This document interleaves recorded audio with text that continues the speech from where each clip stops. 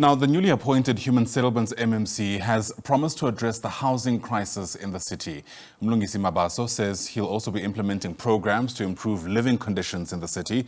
With the metro facing an increasing number of informal settlements and deteriorating hostels, some people have been on the waiting list, the housing allocations list, for about 30 years.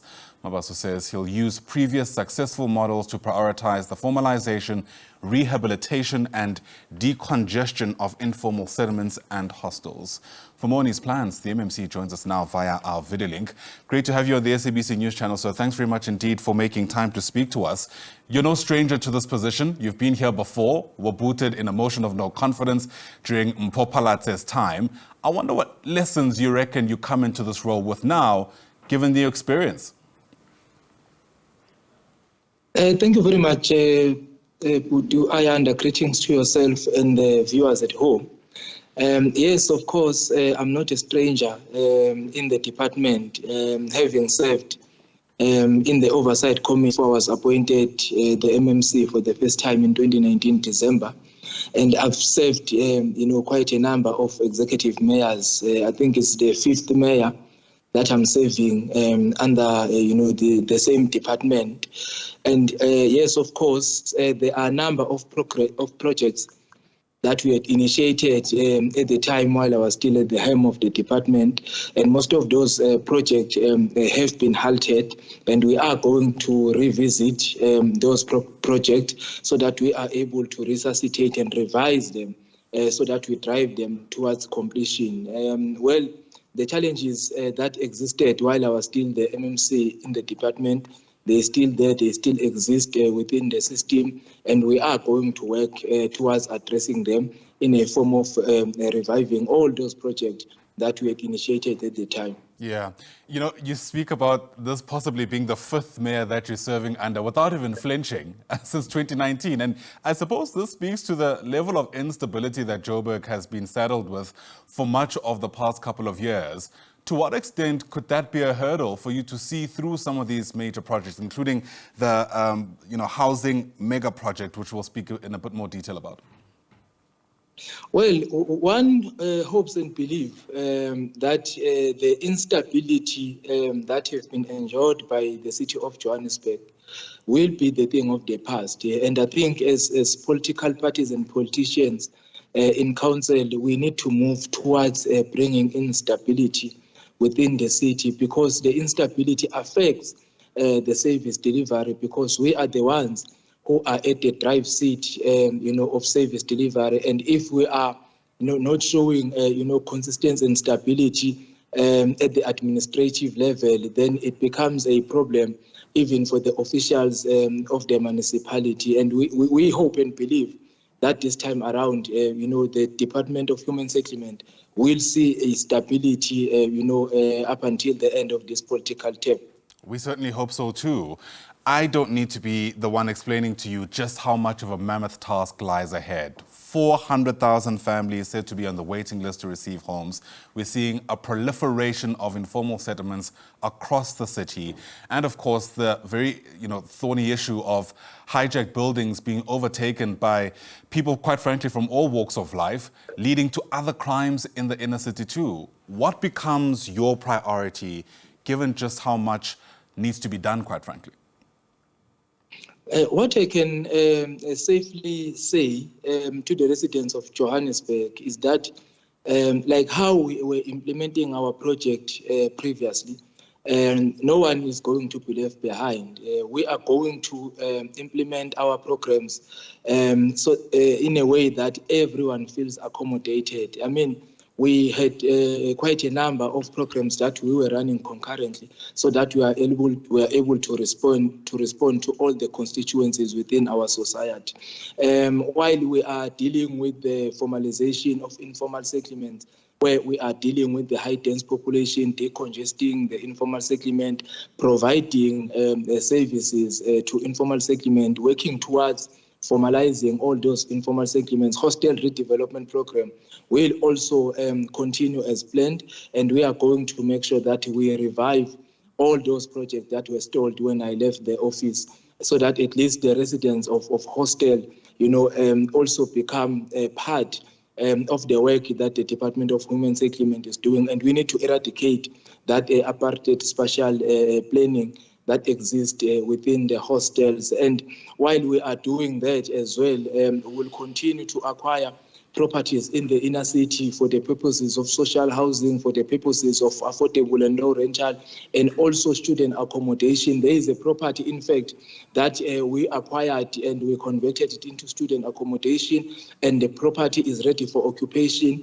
And what is left for us now is to engage with the ward councillor and the residents of that particular ward so that we release that particular building to students. And the mega project as well, they are receiving, a maximum attention in the department. Your Lufering development, we were able to get, 1.5 billion from the national government so that we are able to install and upgrade the bulk infrastructure there for the purposes of delivering more units per financial year. And we are going to commence with the Southern Farm development so that we are able also to deal with the housing backlog in the city. We are going to visit the South Hills development because there are units that have been vacant for too long, and we need to make sure that those units are allocated to the rightful beneficiaries. So everyone in the city of Johannesburg will feel accommodated in the programs that we will initiate, like how we've been doing the work previously.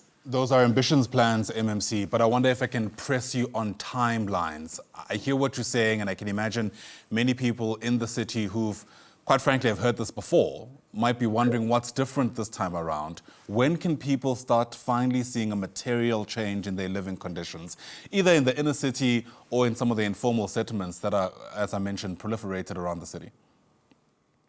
Well, they will see us on the ground. I'm not an office-bound type of a leader. So I'm always on the ground, interacting with the residents, conducting oversight, taking decisions on site, and that's what we will continue to do. And our residents will meet us on the ground. We'll be visiting, especially all those projects that were stalled. When I left the office, we will conduct oversight visits so that we resuscitate, and also we will, in fact, with the ward councillors, convene public meetings, because we also need to address, especially members of the community who are involved in this development, so that we explain to them the challenges that had led to this project having been halted, and also apologize for the delay, because these projects are meant to change their living conditions. And if we delay in the completion, then we also owe our residents an apology so that we are able to move forward from the clean slate. So we'll be on the ground. We will be engaging with leaders from these communities. We will be with the ward councillors in these areas to make sure that we work together in driving this project towards completion. I hear you admitting that some of these projects stalled when they shouldn't have. Are you willing to admit then that the city has failed residents in Johannesburg? Well, we have not done sufficient in addressing the challenges that our residents face on a daily basis, and that's why sometimes you will see demonstrations, residents taking their frustrations to the street, and that's what we want to mitigate. In fact, so that at least we even open a room for our residents to raise frustrations with us in a form of a meeting, so that we are able to take decisions together, because we have a collective responsibility to develop our communities, and we are going to work with them. And we acknowledge the fact that we have not done enough work as government in addressing the challenges that they face on a daily basis, but we will avail ourselves to those kind of engagements with our residents. Yeah. In your previous stint, you admitted that fraud and corruption were among your biggest challenges, because many people see that department as one that carries a tender bonanza, for lack of a better term. I wonder to what extent you reckon that's changed. In other words, if that was your biggest challenge the last time, how are you planning to deal with it now? Well, we will be proactive this time around in our approach because, we have learned that there are quite a number of syndicates that operate within the sector, where people take advantage of the vulnerability of our residents. So we will have education, and even in all public engagements that we'll be engaging on. We will talk about, this fraud and corruption that exists, and also advise the residents that if anyone comes to you demanding a certain amount of money for the allocation in the house, then you must know that is fraud, because government is there to assist, those that cannot afford to buy, rent, or build houses for themselves. So there is no way where government will ask money for an allocation into an RDP house. And this thing of queue jumping does not exist within the government system, and residents should refrain from even entertaining those people who purport to be employees of government and who ask people to pay a certain amount of money so that they are able to put them at the top of the list, or also give them RDP houses. So we are going to introduce programs, and we will run, in fact, even advertisements on billboard, on newspapers, on local radio stations, so that at least we are proactive in advising the residents against this corruption and fraud that exists within the sector.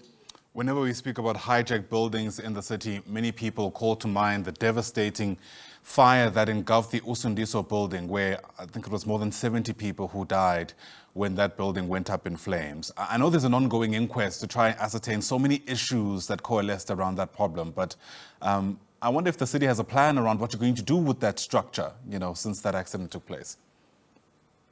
Well, I have not, in fact, received a formal briefing around, the plans that the city had put in place in mitigating, or redeveloping that particular building, so that we prevent the kind of incident that had occurred, which was, unfortunate for the city of Johannesburg, for Gauteng, and for the South Africa at large.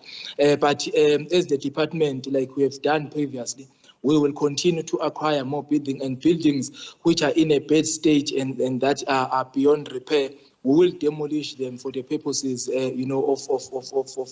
redeveloping and repurposing those buildings, so that at least they are able to even bring in, economic activities for the residents of Johannesburg. So we are going to continue with that. But I will also be requesting a one-on-one with the executive mayor, so that we are able to present our approach and our contribution as the Department of Human Settlements toward the rejuvenation of the inner city. And I think you will have an appreciation that in 2022 there was a building that we demolished as the department for the purposes of introducing the first of its kind mixed development in the inner city, where you will see RDP bonded, low cost and social housing, so houses into one precinct. And we are going to proceed with that development, because it is meant to address exactly what we have alluded to. And we will also continue to acquire buildings for the purposes of student accommodation, for the purposes of low-cost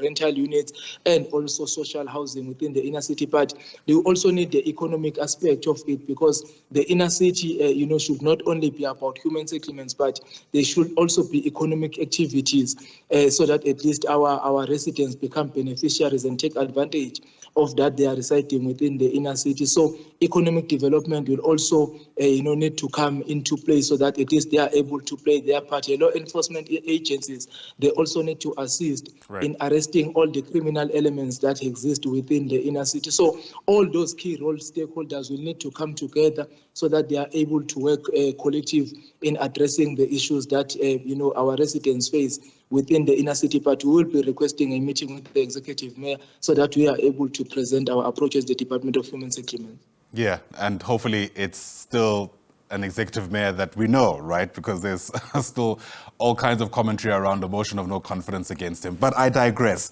Mlungisi Mabaso, thanks very much indeed for speaking to us. Again, ambitious plans. Hopefully you'll be able to see them through this time around. Mlungisi Mabaso is the MMC for Human Settlements in the city of Johannesburg.